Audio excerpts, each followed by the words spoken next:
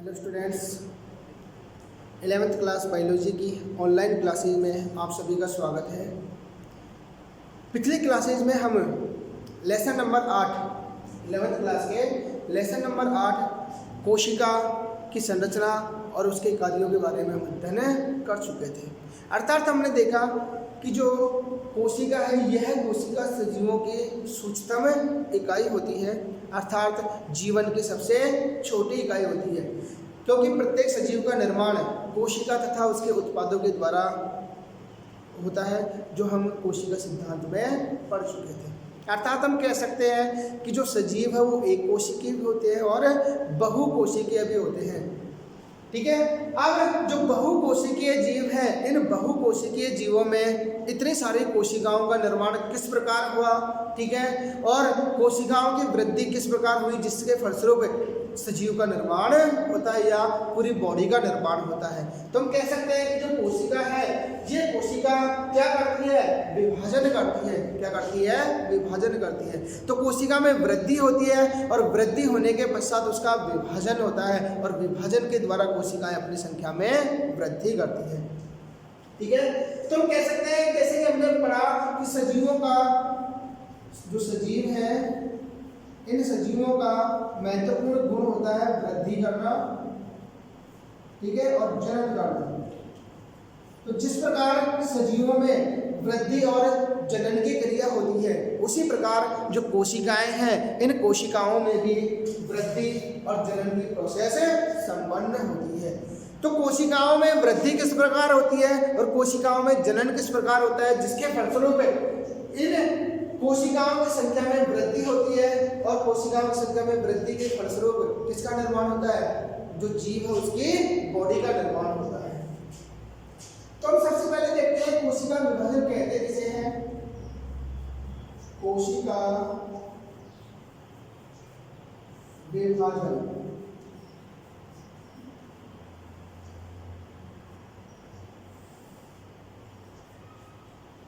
देखो, कोशिका विभाजन जो है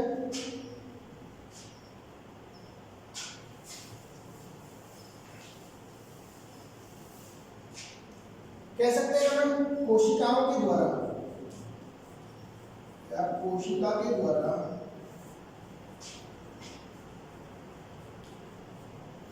अपने समान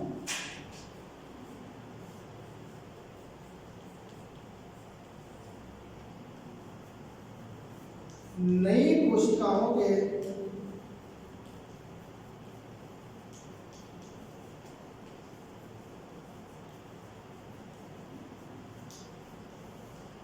निर्माण की प्रक्रिया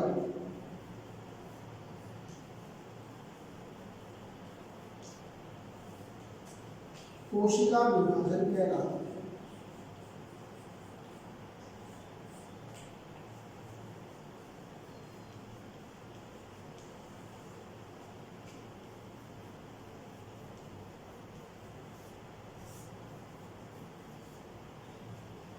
क्या हो जाएगी सेल डिवीजन या कोशिका विभाजन की परिभाषा?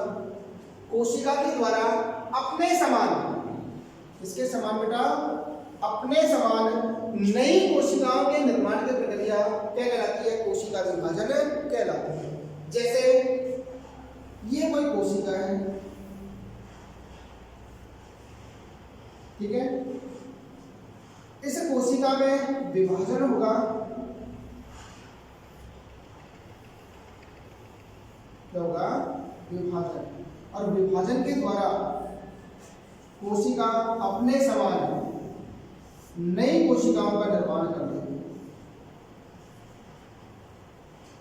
एक कोशिका थी, इस कोशिका में क्या हुआ? विभाजन हुआ और विभाजन के द्वारा क्या बनी? नई कोशिकाएं। जो नई कोशिकाएं बनती है वो कहलाती है बेटा संतति कोशिकाएं।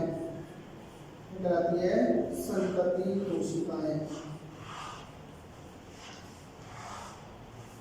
ठीक है।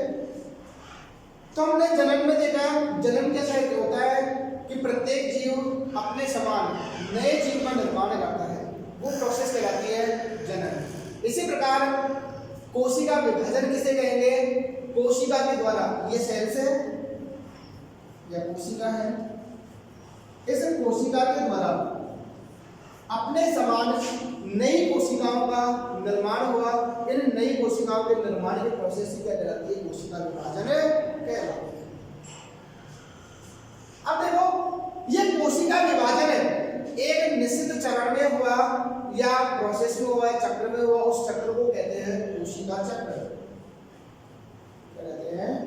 कोशिका चक्र।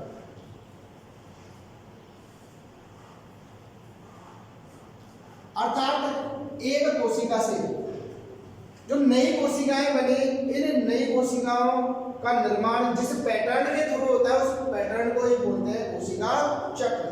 तो यहां पर परिभाषा के तौर पर हम कह सकते हैं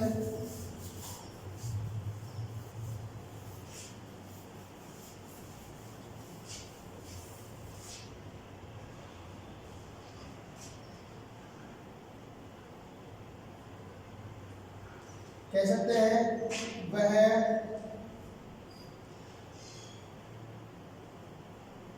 निश्चित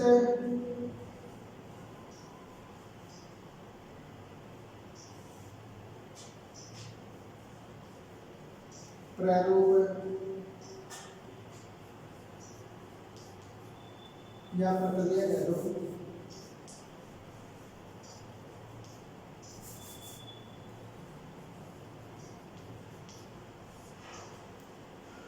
जिसमें प्रत्येक कोशिका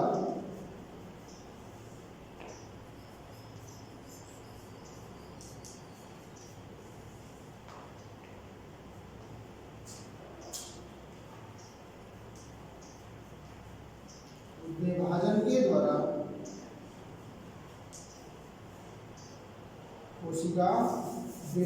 के द्वारा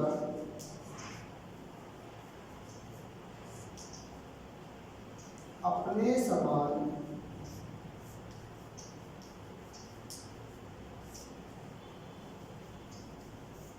नई कोशिकाओं का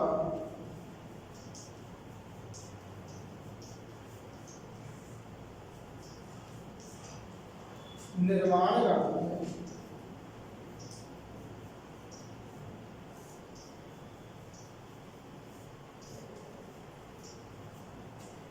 क्या कहलाता है? कोशिका चक्र कहलाता है।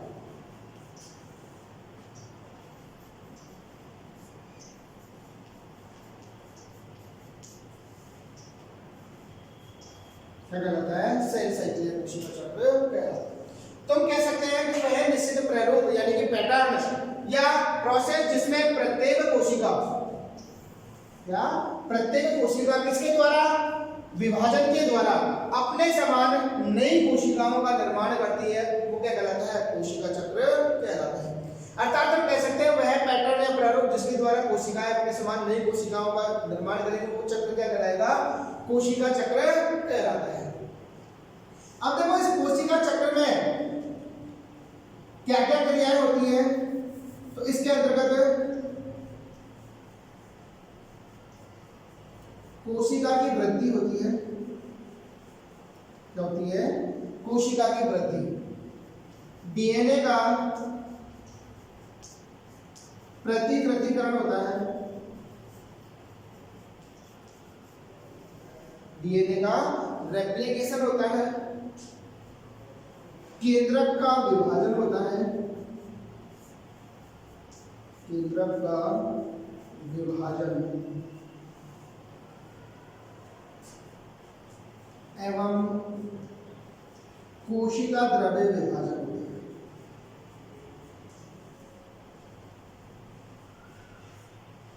कोशिका द्रव्य का विभाजन होता है।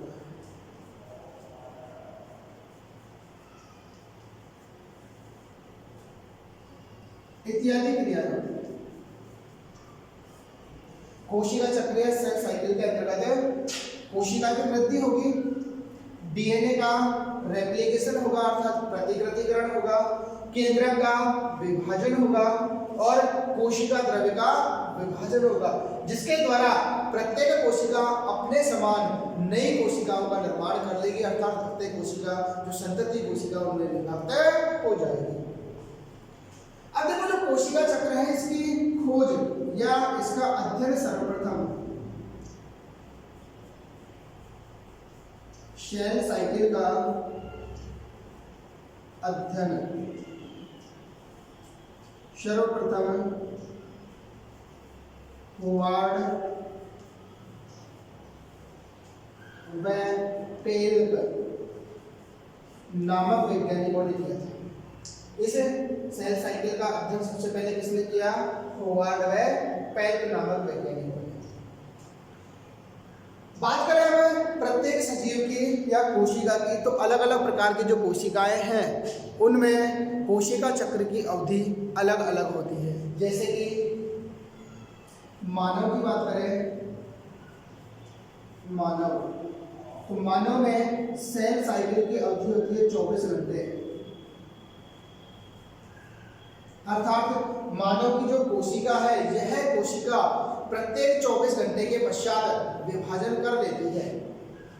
इसका मतलब कि मानव की कोशिका चक्र की अवधि कितनी होगी बेटा? 24 घंटे। इसी प्रकार हम एक कोशिकीय यीस्ट की बात करें, तो इस एक कोशिकीय यीस्ट में सेल साइकिल की अवधि होती है 90 मिनट। कितनी होती है? 90 मिनट। अर्थात यीस्ट कोशिका 90 मिनट के पश्चात संतति यीस्ट का निर्माण कर लेती है। अब देखो कोशिका चक्र किस प्रकार संपन्न होता है।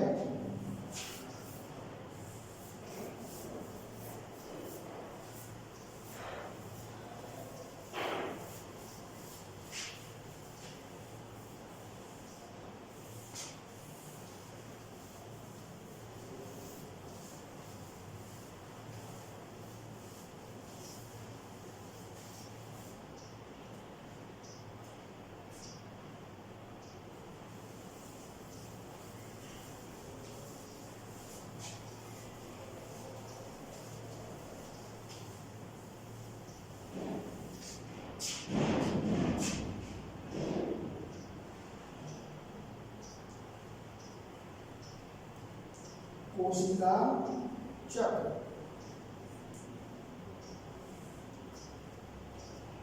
देखिएगा,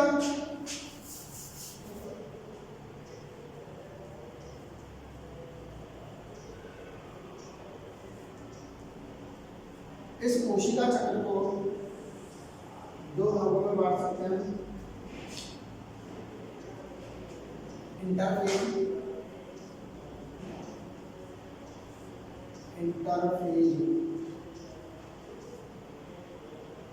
ये इसको बोलते हैं हिंदी में अंतरावस्था।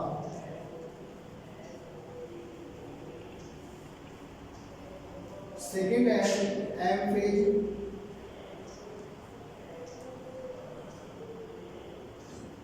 ये इसको माइटोटिक फेज या सूत्री प्रावस्था भी कहते हैं। सूत्री प्रावस्था। फिर जो सूत्री प्रावस्था है, इसको दो भागों में बांटा जा सकता है।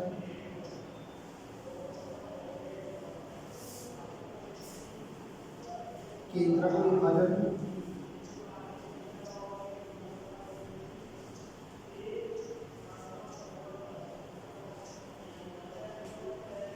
सेकेंड है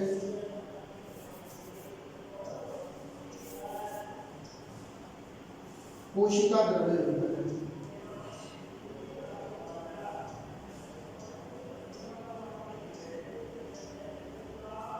कोशिका द्रव्य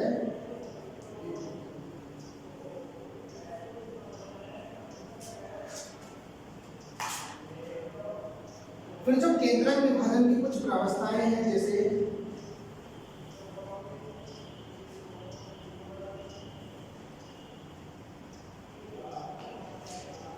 प्रोफेज,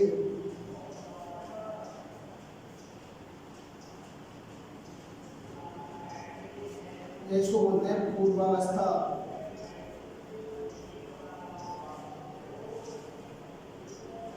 प्रोफेज या पूर्वावस्था।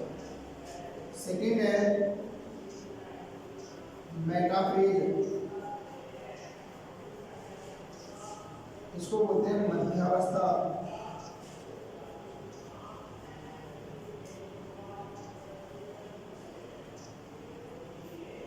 नेक्स्ट एनाफेज, इसको बोलते हैं पश्चावस्था।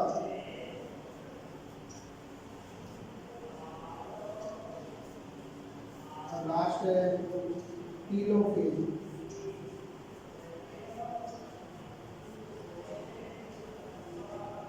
इसको कहते हैं अंत्यावस्था।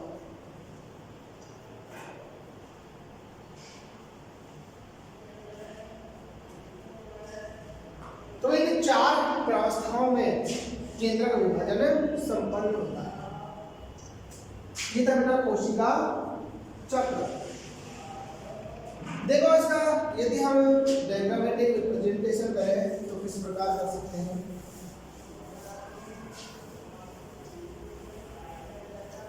कोशिका चक्र का आरेखीय निरूपण दर्शाने के लिए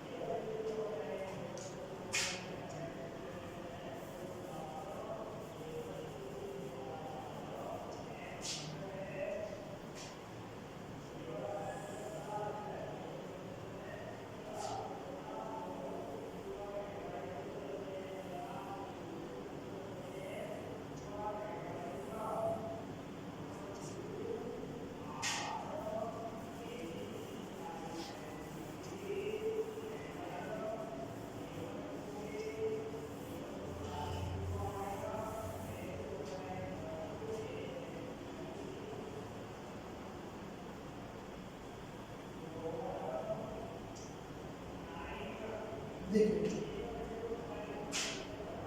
ये हो गई G0 प्रावस्था।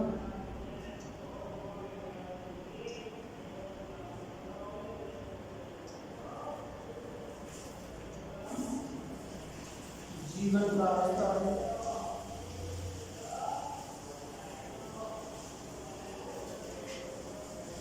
S प्रावस्था,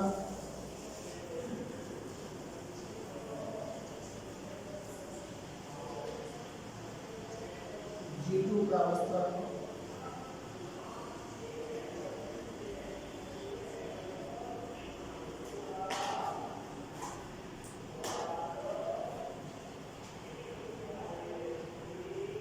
इसके पश्चात पूर्वावस्था,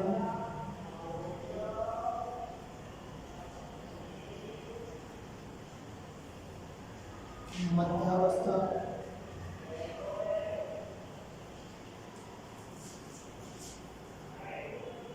पश्चावस्था,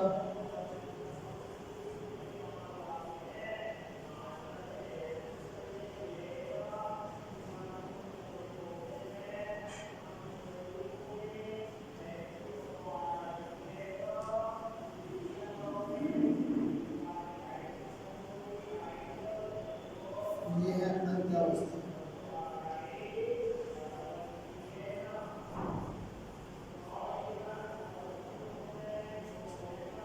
इसके पश्चात कोशिका द्रव का विभाजन।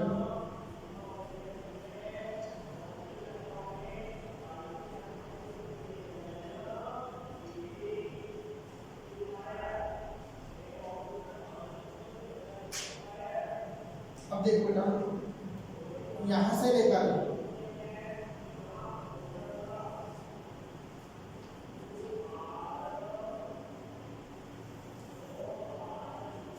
यहां तक की प्रावस्था है, ये तो है इंटरफेज।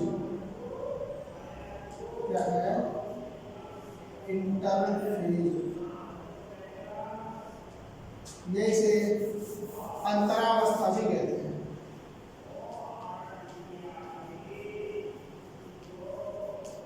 क्या कहते हैं, अंतरावस्था।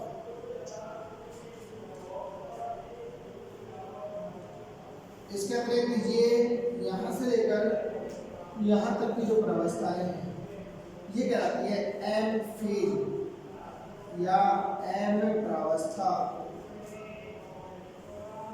जिसे माइटोटिक प्रावस्था या सूत्रीय प्रावस्था भी कहते हैं।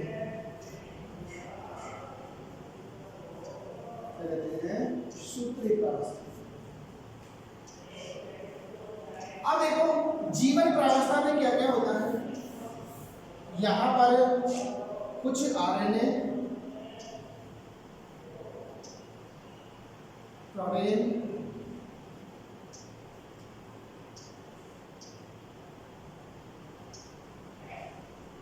डीएनए संश्लेषण,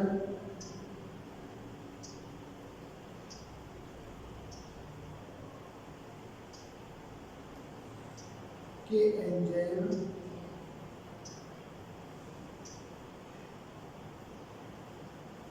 इत्यादि का संश्लेषण होता है। एस प्रावस्था के अंतर्गत डीएनए का संश्लेषण होता है,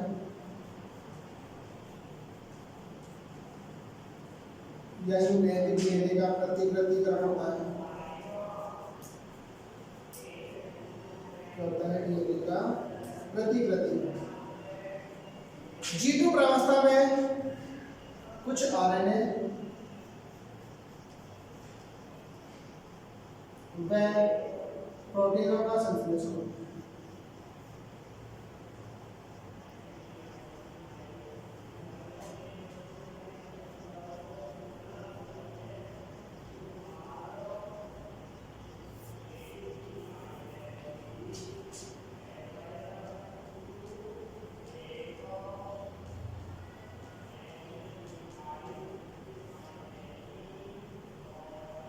देखो ये चक्र कंप्लीट किसका बेटा, कोशिका चक्र या सेल साइकिल का है। तो हमने देखा कि जो कोशिका चक्र है, इस कोशिका चक्र को दो भागों में बांट दिया, इंटरफेज अर्थात अंतरावस्था और एम फेज। तो इस कोशिका चक्र के अंतर्गत यहां से लेकर ये पूरी यहां तक की प्रावस्था है तो क्या है, इंटरफेज, तथा यहां से लेकर यहां तक की जो प्रावस्था है वो सारी कैसी है, एम फेज के अंतर्गत आती है। तो सबसे पहले देखते हैं इंटरफेज। तो इंटरफेज क्या है, कोशिका विभाजन की तैयारी की अवस्था होती है। क्या होती है इंटरफेज, कोशिका विभाजन की तैयारी की अवस्था होती है। इसीलिए इसको तैयारी की अवस्था या विश्राम अवस्था भी कह देते हैं, जिसमें कोशिका विभाजन के लिए संपूर्ण तैयारी का कार्य करती है। यह जो इंटरफेज है, यह इंटरफेज कोशिका विभाजन की सबसे लंबी अवधि की प्रावस्था होती है। जैसे हमने देखा कि मानव में, इसमें बेटा मानव में कोशिका चक्र कितने घंटे का था, 24 घंटे का। इस 24 घंटे में से लगभग 23 घंटे तो इंटरफेज की होती है। क्या होती है, 23 घंटे तो इंटरफेज, और मात्र 1 घंटा जो होता है वो एम फेज का होता है। अर्थात हम कह सकते हैं कि इंटरफेज मानव कोशिका में लगभग 95% से अधिक समय लेती है। ठीक है, क्या लेती है, 95% से अधिक समय किसका होता है, इंटरफेज का। बाकी बचा हुआ समय अर्थात 1 घंटा वो किसका है, एम फेज का। तो हम कह सकते हैं कि कोशिका विभाजन या यूं कहें कि कोशिका चक्र है, उस कोशिका चक्र की इंटरफेज अवस्था सबसे लंबी प्रावस्था होती है। ठीक है, अब देखो जो इंटरफेज है, यह इंटरफेज कुछ उप अवस्थाओं में बटी होती है, जैसे जीवन प्रावस्था, एस प्रावस्था और G2 प्रावस्था। सबसे पहले हम देखते हैं जीवन प्रावस्था की। तो जीवन प्रावस्था है, यह जीवन फेज इस इंटरफेज की, या जो कहें कि कोशिका चक्र की प्रथम अवस्था होती है। क्या होती है, प्रथम अवस्था। जो एम फेज और एस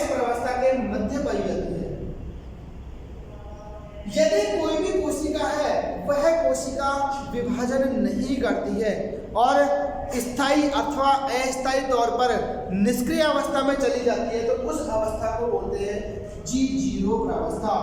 यहाँ पर G का मतलब होता है गैप, गैप का मतलब होता है अंतराल। क्या होता है? अंतराल। तो कोई भी कोशिका जो आगे विभाजन नहीं करेगी वह स्थायी रूप से या अस्थायी रूप से निष्क्रिय हो जाएगी, तो वह G0 अवस्था कहलाती है। क्या कहलाती है? G0।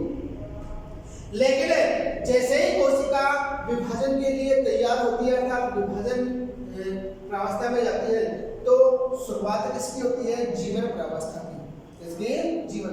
तो इस प्रावस्था में कुछ आरएनए, प्रोटीन, डीएनए संश्लेषण किससे संबंधित है? एंजाइम्स। इसके अतिरिक्त जो नाइट्रोजनी क्षारक है, इन नाइट्रोजनी क्षारकों का संश्लेषण होता है तथा उनके संग्रहण का कार्य किसमें होता है? जीवन प्रावस्था में ही संपन्न होता है। यह प्रावस्था कुल इंटरफेज का लगभग 30 से 40% समय लेती है। कुल जो इंटरफेज होगी, इस कुल इंटरफेज का लगभग 30 से 40% समय किसमें आता है? जीवन प्रावस्था में पूर्ण होता है। सेकेंड प्रावस्था है एस प्रावस्था। यहाँ पर एस का मतलब होता है सिंथेसिस और सिंथेसिस का मतलब होता है संश्लेषण। इसीलिए इस एस प्रावस्था को संश्लेषण प्रावस्था भी कहते हैं। इस एस प्रावस्था में डीएनए का संश्लेषण किया जाता है अर्थात डीएनए का प्रतिकृतिकरण किया जाता है, जिसके फलस्वरूप कोशिका में डीएनए की मात्रा इस प्रावस्था की समाप्ति के पश्चात जस्ट डबल हो जाती है अर्थात दुगनी हो जाती है। जैसे किसी कोशिका में एस प्रावस्था से पूर्व डीएनए की मात्रा 2C थी। क्या थी? डीएनए की मात्रा 2C है। कब? एस प्रावस्था से पहले अर्थात जीवन प्रावस्था में डीएनए की मात्रा कितनी थी? 2C थी। तो जैसे ही एस प्रावस्था संपन्न होती है तो एस प्रावस्था की समाप्ति के पश्चात उस कोशिका में डीएनए की मात्रा जस्ट दुगनी अर्थात 4C हो जाती है। लेकिन हमें यह ध्यान रखना होता है कि यहाँ पर केवल डीएनए की मात्रा में वृद्धि होती है। क्या होती है?